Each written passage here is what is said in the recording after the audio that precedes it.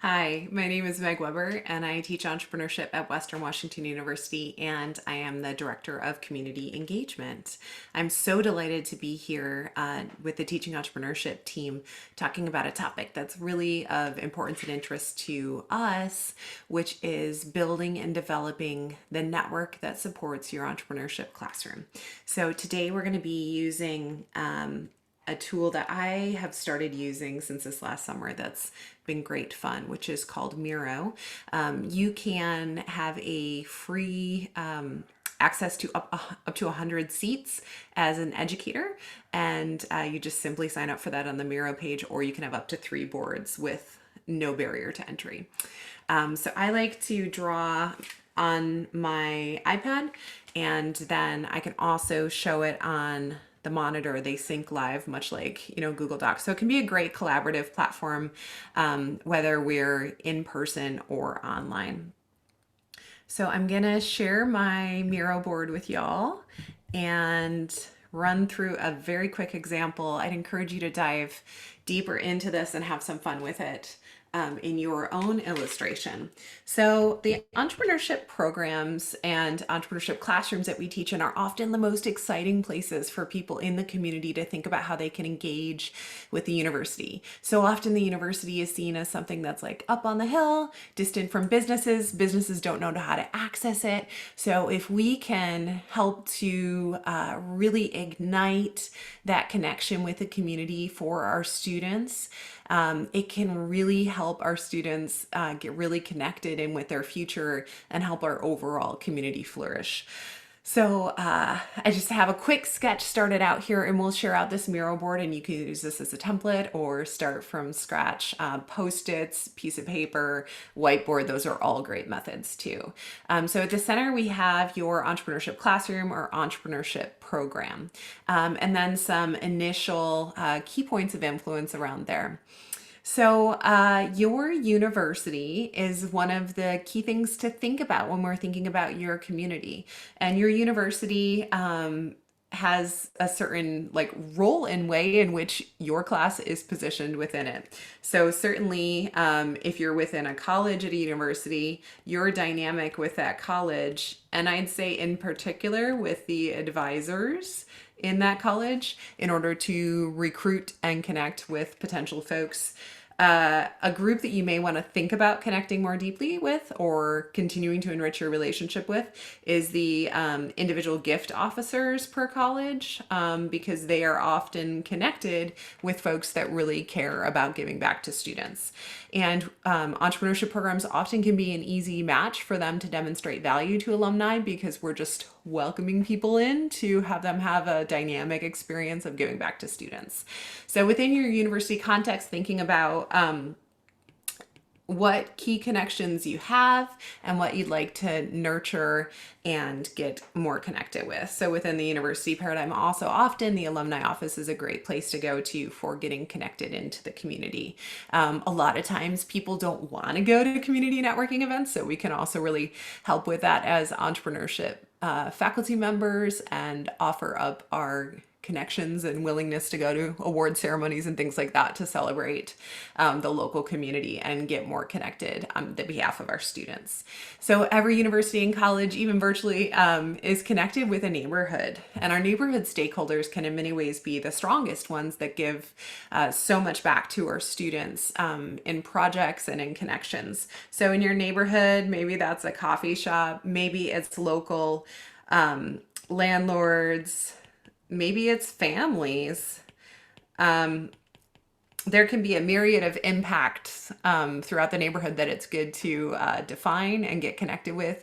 I love to seek out in the neighborhood where people tend to be more friendly, so we can do some empathy interviews during class. So getting to know specifically the area right around your campus and how you can connect with folks. Campus might be part of your neighborhood, can be a really great opportunity in terms of nourishing your network. Local businesses and businesses around the world that care about what your students are up to are a great network to get to know. So I like to really map out exactly all of the businesses that are immediately top of mind. And I also like to look at who are the local award winners and I like to be sure to reach out to them and celebrate them so that they can hear about our program and we can hopefully connect with them. Guest speakers are just a wonderful way to connect with local businesses and have them feel like they're being celebrated, heard, seen, and respected, and offers a great opportunity for students to have informational interviews. Businesses run by alumni often can be a fantastic way to get an edge in. And those alumni are often very open also to having informational interviews with folks. So that can be a really great resource. Within many communities, your elected officials might be great stakeholders for you to connect in with in order to help them talk up what we're doing and increasingly validate the work that's happening on campus and potentially to get some support for our students. So those are folks like the mayor, maybe it's city council people, maybe it's people on volunteer committees. Often it can be great for our students to do a special project for the city that helps them understand some of the trends that are happening in the community and can also help them get some very real connections there. And that's a big, great project for students to be able to point to in terms of impact and influence if they've been able to be connected with the city in a project. So then the big area I think for us also to think about is who are within our network. So, scanning through your LinkedIn connections, maybe even Facebook, Instagram and other platforms, scanning through like who are the people that you email all the time, what intrigues you about them, how might you connect them with your students, where is that useful and interesting, and how might you systematize that? So within your network, that might be guest speakers, it might be guest office hours, where you have sort of a casual informational interview if you don't have enough class time in order to do that, but that you help relieve the burden from the business owner and you facilitate the time for that can be a really helpful way to connect in with the community. Thinking about things that personally inspire and motivate you. And within those folks, how can you amplify and bring those into the classroom? So scanning through your key connections and seeing if they know the story of what you're doing, what is their understanding and journey of entrepreneurship in the entrepreneurial classroom, and how might you bring them in as well in a way that rewards them and ignites their interest.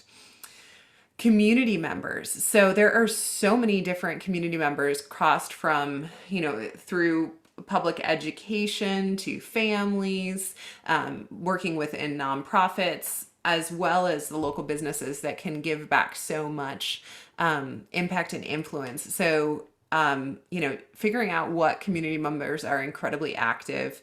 Again, in some ways, those award ceremonies can be very helpful in that. Hearing from students who they would like to connect with, and getting that information out of them, hearing what special stories are important to them and how you might connect with them locally can all be very fantastic ways to bring your classroom out into the community. So super rough sketch here. I'd encourage you to dive in, and this is also an incredibly great exercise for students as they're thinking about how they can build up their network map.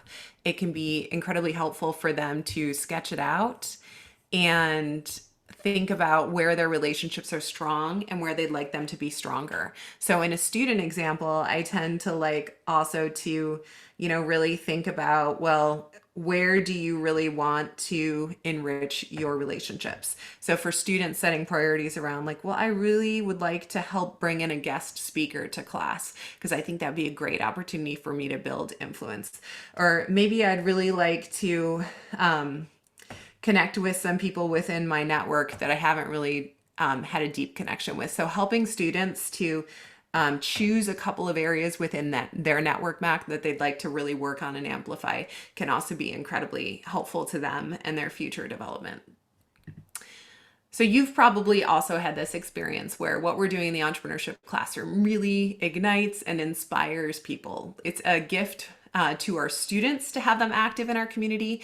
And it's also a gift to those folks to be able to be active within a student community. They leave inspired and engaged, and feeling like really amazing things are happening within our colleges and really amazing things are happening for students.